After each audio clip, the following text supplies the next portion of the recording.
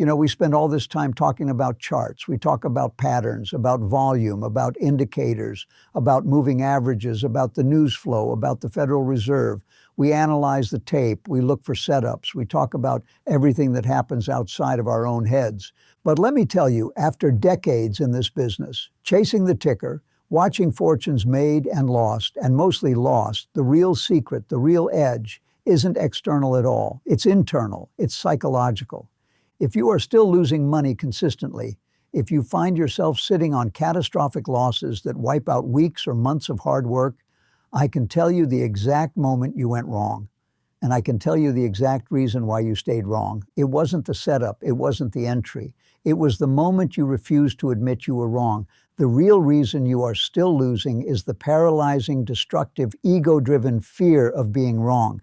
Think about that for a moment. Doesn't that sound simple? Doesn't that sound almost insulting? But it is the truth that separates the professional from the amateur. The amateur approaches the market like a debate, arguing with the price action, demanding that his original prediction be honored. The professional approaches the market like a court judge, accepting the evidence as it comes, and changing the verdict instantly when new facts appear. Do you see the difference? It's the ego. It's that little voice in your head that says, I am smart, I did the work, my analysis must be correct, this trade will come back. And that voice, that desperate pleading voice, is the most expensive sound in all of finance. It is the core psychological trap. It is the anchor that turns a manageable paper loss, a loss that should have been nothing more than a few dollars in commission and a learning experience, into a catastrophic account-killing disaster. You enter a trade, the market moves against you. Immediately, the evidence begins to pile up that your premise was flawed, or at least that the timing was off. What do? The disciplined trader, the one who survives, cuts the cord. He says, my premise was incorrect. I accept the loss. I will wait for the next setup. But the emotional trader, the one driven by the fear of being wrong, he doesn't cut it. He holds. He begins to pray. He begins to hope. Hope, my friends, is not a strategy. Hope is the most dangerous four-letter word in the entire lexicon of speculation. Let me tell you what happens in that moment of denial. You watch the trade go from -2% to -5%. Your rules, if you even had them, screamed for you to exit at -3. But you didn't. Why? Because exiting at -3 means admitting that your initial decision was poor. And your ego, that fragile thing, cannot handle the rejection. It insists on being right. So you hold. And now you are no longer speculating based on patterns or volume. You are speculating based on hope. You are betting that the market will somehow, out of sheer courtesy or recognition of your superior intellect, reverse course just to validate your initial decision. And when it hits -10%, the fear shifts. It's no longer the fear of being wrong. It's the fear of losing that much money. Now you are trapped. You see, the market is a cold, indifferent machine. It doesn't know your name. It doesn't know your analysis. It doesn't care how much time you spent studying that chart. It exists only to expose and punish emotional trading and stubborn resistance to error. The market is the ultimate truth teller. It doesn't offer opinions. It offers price. And if you argue with the price will bankrupt you. Do you remember what I told you about waiting for the right setup? The discipline of waiting. This is the flip side of that discipline. The discipline of the exit. If you cannot admit that you are wrong quickly, you do not belong in this business. This business is not about intelligence. It is about humility. Many people confuse stubbornness with conviction. They think, I am sticking to my guns. No, you are sticking to your fantasy. Conviction is sticking to a proven trading plan, even when it means taking a series of small, painful losses that adhere to your risk parameters. Stubbornness is holding on to a losing trade long after the evidence has proven your thesis invalid, simply because you refuse to accept the tuition fee. Let's talk about that tuition fee. Every loss you take, if it is a small controlled loss, is a lesson. It is the cost of doing business. It is tuition paid to the market for the education you are receiving. If you pay $500 for a lesson that teaches you not to trade against the prevailing trend, and that lesson saves you $5,000 next month, was that $500 truly a loss No, it was an investment. It was tuition. But when the loss balloons from $500 to $5,000, it ceases to be tuition. It becomes punishment. It becomes capital destruction. And the reason it transforms from tuition to punishment is that initial refusal to accept the small, manageable pain of admitting error. The brutal reality is that the market will test you. It will move against your position just enough to see if you have the discipline to follow your plan. And if you don't, it will run over you. It will expose the weakness in your psychology. Have you ever done this? Have you ever had a trade go bad, and then you started looking for news stories to validate your position? You stop looking at the chart objectively, you start looking for headlines. Well, the CEO just said things look good in Q3. The analyst rating was just upgraded. You are grasping at straws, trying to find external justification for an internal psychological failure. You are trying to convince yourself and the market that you were right all along. But the market doesn't read the headlines the way you do. It reads the tape. And the tape is telling you to get out. This is where the amateur turns a bad trade into a hope-driven commitment. It starts innocently enough. You average down. Does that sound familiar? The stock is sinking and you think, it's cheaper now. If I buy more here, my average cost will drop, and I only need a smaller bounce to break even. This is the gambler's fallacy applied to the market. You are not trading the setup anymore. You are managing a mistake. And you are compounding that mistake by adding more capital to a proven losing proposition. You are betting your good money after your bad money, all because you cannot tolerate the notion of realizing the initial loss. You refuse to fold the hand. You refuse to throw away the cards. You sit there holding a pair of deuces, arguing with the dealer, demanding a miracle on the river. And what happens? The market smells the desperation. It smells the weakness. It keeps going. And now, instead of a small 5% loss on a small position, you have a 20% loss on a doubled position. The pain is now unbearable. This is the path to ruin. It is paved with denial, cemented with hope, and financed by the fear of being wrong. Let me tell you, true speculation is the counterintuitive discipline of doing nothing. We talked about waiting for the entry, but it is also the discipline of doing nothing when the market proves you wrong. It means waiting patiently for the path of least resistance to be clearly defined. And if you are in a position and the path of least resistance is clearly against you, the only disciplined action is the exit. You must enter trades only on absolute confirmation, and you must exit trades immediately on absolute invalidation. Think of it like this. Your trade thesis is a hypothesis. When you enter, you are testing that hypothesis. The moment the market invalidates the key condition of that hypothesis, the moment your stop level is breached, the moment the pattern breaks down, the test is over. You failed. You accept the failure, you pay the tuition, and you move on to the next hypothesis. The professional trader doesn't care about being right on any single trade. He only cares about being profitable over a series of trades. He knows that his win rate might only be 40%.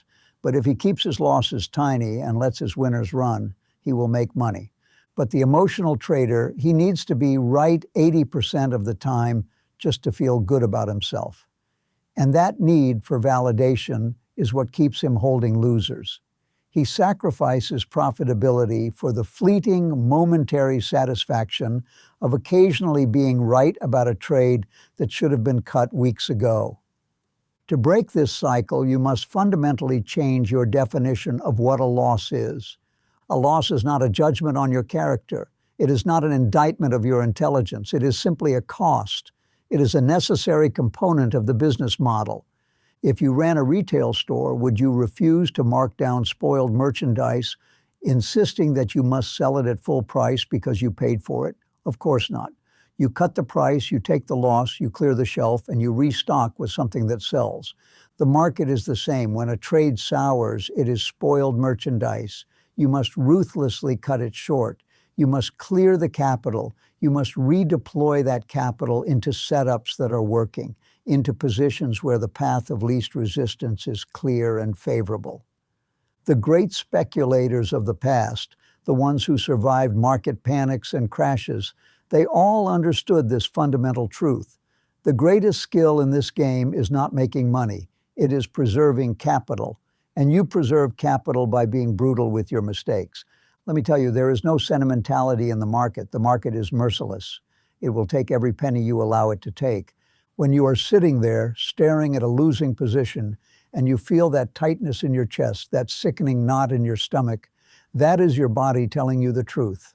That is your subconscious mind screaming, "This is wrong, get out." But the ego whispers back, "Wait 5 more minutes, just until it gets back to even." That 5 minutes turns into 5 hours. 5 hours turns into 5 days. And then you are forced to liquidate, not because you chose to, but because margin calls demand it, or because the pain has become so profound that you simply cannot bear to look at the screen anymore. When you exit a trade because you are forced to, you lose twice. You lose the money and you lose the control. The professional never allows the market to dictate his exit. He dictates the exit. He has his stop loss placed before he even enters the position. He knows the exact point where his hypothesis is invalidated. And when that point is hit, he executes the plan without emotion, without hesitation. Does that sound robotic? It should, because the successful speculator must become a machine when it comes to risk management. You must remove the human element of ego and denial from the equation. The fear of being wrong is the single greatest psychological roadblock to profitability. It is the root cause of almost all catastrophic trading errors. Think about the psychological relief that comes with cutting a loser. It's immediate. The pressure is gone. You are free. You have preserved your capital and you have preserved your mental clarity. Now you can stand back, assess the landscape, and wait for a clear, undeniable setup. Compare that to the suffocating stress of holding a sinking ship. You cannot see the new opportunities because your vision is clouded by the hope and denial tied up in the mistake you refuse to correct. You are emotionally invested in the past, in the initial decision, and the market is always, always moving forward. You must accept that losses are inevitable. You will be wrong. You will be wrong often. Nobody bats 1,000 in this business, not even close. If you can be right 4 times out of 10, or even 3 times out of 10, but you make 10 times more on your winners than you lose on your losers, you will be rich. But you cannot achieve that ratio if you let your losers run. Allowing a small $100 loss to become a $1,000 loss means you need 10 winners just to break even on that one mistake. It destroys the arithmetic of success. Success in speculation is achieved by ruthlessly cutting losses short while maintaining the patience to let winners run. Let's focus on that first part, ruthlessly cutting them short. This requires pre-commitment. You cannot decide what to do when the price hits your stop. You must decide before you enter. You must write it down. You must place the order. And when the market executes that order, you must feel nothing but the satisfaction of having followed your plan. If you find yourself moving your stop loss, you are already lost. You are engaging in the most insidious form of self-deception.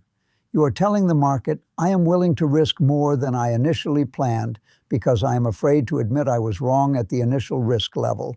And once you move that stop, you have abandoned discipline entirely. You have replaced your system with hope. And hope, as I said, is poison.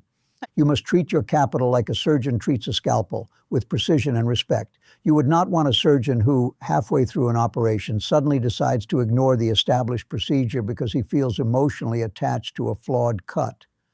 You want the surgeon who follows the protocol, who is cold, precise, and dedicated only to the successful outcome, regardless of his ego.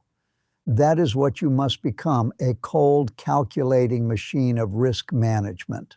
And the flip side of this fear of being wrong is the fear of losing profit. This is another trap that keeps traders poor. Why do traders cut their winners too soon? They nail the entry. The trade goes green. They are up 5%. Suddenly they panic. What if this turns around? I don't want to lose this profit. So they take the 5%. They book the small win. They feel good. They were right. Ego satisfied. But then the trade they just exited runs another 50%. The same fear that kept you holding the loser, the fear of being wrong about the market's direction, is what makes you cut the winner. You are so afraid of seeing that paper profit evaporate that you snatch it away before the move has completed. You are sacrificing the large, life-changing gains for the small, ego-validating wins. The goal is not to be right often. The goal is to make a lot of money when you are right. When you have a winner, the market is telling you that your hypothesis is correct. It is confirming your analysis. You should not be looking for reasons to exit. You should be looking for reasons to stay in. You manage the risk, not the profit. You move your stop loss up to lock in gains, protecting your capital, but you let the market run until the setup is genuinely invalidated or until the momentum breaks down completely. You don't exit because you are up enough. You exit because the market tells you to exit. The fear of being wrong, whether it keeps you in a losing trade too long or pulls you out of a winning trade too soon, is always the same monster. It is the ego demanding control and certainty in a business defined by uncertainty and probability. You must kill the ego. You must embrace the fact that uncertainty is the only certainty. When I started out, I saw my losses as personal insults. I took the market moving against me as a sign that I wasn't smart enough. That's why I held on. I was trying to prove something to the market, which is like trying to argue with the tide. It doesn't listen. It just keeps moving. The moment I became successful, truly successful, was the moment I stopped caring about being right on any single trade. I started caring only about the mathematical outcome of my system over 100 trades. I learned to say, okay, I was wrong here, $100 loss, next trade, and I felt nothing. It was merely a data point, a cost of acquisition. That detachment is the armor you need. It is the only way to survive the volatility and the psychological warfare of speculation. If you are struggling right now, if you are looking at your account and seeing the wreckage of trades you should have cut weeks ago, ask yourself honestly, why did I hold that trade? The answer will always be the same: denial, hope, the fear of admitting that you made a mistake. You were waiting for the price to come back to your entry point just so you could click the button and say, phew, I broke even. I wasn't wrong. That is the most expensive psychological luxury you can afford. You have to decide today that you are done paying the price for your ego. You must replace the desire to be right with the discipline to be profitable. And profitability comes from two simple, brutal, non-negotiable rules. Rule number one, cut your losses ruthlessly. Don't think about it. Don't rationalize it. If the stop is hit, you are out. That capital is preserved for the next better opportunity. Rule number two, let your winners run. Do not interrupt the market when it is validating your move. Protect your capital, but give the move room to breathe and fulfill its full potential. These two rules are the mechanical expression of humility. They are the market's way of rewarding those who submit to its will and punishing those who argue with the tape. You must look at the market not as an opponent to be defeated, but as an environment to be navigated. And in navigation, when you encounter an obstacle, you don't argue with the map, you adjust your course. When the market tells you you are heading into a storm, you don't insist that the sun should be shining. You turn the ship around. You take the immediate, small, necessary loss of direction, and you save the vessel. The amateur sails straight into the hurricane, hoping the wind will change its mind. The professional takes the small loss, preserves the capital, and waits for fair weather to return, knowing that the market will always offer new opportunities. This is the shift. This is the mental revolution that must occur if you want to move from being a hopeful gambler to a disciplined speculator. It starts with the stop loss. It starts with accepting the inevitability of error. It starts with removing the emotional value from the decision to exit a losing position. Practice saying this to yourself every morning: I will be wrong today, and when I am wrong, I will pay the tuition immediately, without complaint and without hesitation. That is the mindset of survival. That is the mindset of success. You see, the market doesn't care about your feelings. It does not care about your bank balance. It doesn't care about your hopes. It is a mirror reflecting the collective behavior of millions of participants. And if that collective behavior moves against your position, you must respect the collective will. Trying to fight the tape is like trying to stop a freight train with your bare hands. It is foolish. It is suicidal. So go back and look at your biggest losses, those trades that kept you up at night, those positions that made you feel sick. Trace the sequence of events. You will find that the initial pain was small, manageable, and correctable. The catastrophic pain was self-inflicted, caused by the psychological refusal to accept the initial small error. You turned a small temporary problem into a permanent capital-destroying crisis, all because you were afraid to simply say, "I was wrong." Do not allow the ego to manage your money. The ego has no place in speculation. This is a game of probability, risk management, and cold calculating discipline. The moment emotion enters the equation, the odds shift dramatically against you. You must become ruthless with your own mistakes. You must maintain the patience to wait for the undeniable setups, and you must maintain the discipline to exit instantly when those setups are invalidated. That is the entire game. Everything else, charts, news, volume, is secondary to that psychological foundation. But you do not have to walk this path in the dark. You think your pain is unique? You think your mistakes are new? They are not. The market hasn't changed because human nature hasn't changed. Many years ago, I sat with a man named Lefèvre. I told him everything: the panic of 1907, the cotton trades, the millions made and the millions lost. I held nothing back because I wanted the truth of this business to be known. He wrote it all down in a book, Reminiscences of a Stock Operator. Most people read it as a story. They read it for entertainment. Do not make that mistake. It is not a novel. It is a textbook on human psychology disguised as a biography.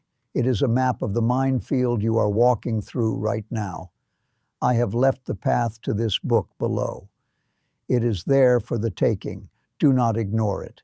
If you want to understand why you lose, if you want to see the traps before you step into them, go back to the source. Read it. Study it. It is the only inheritance I can leave you. You can find the way, but only if you are willing to listen to the ghosts of the past. School is out. The market opens tomorrow. Be ready.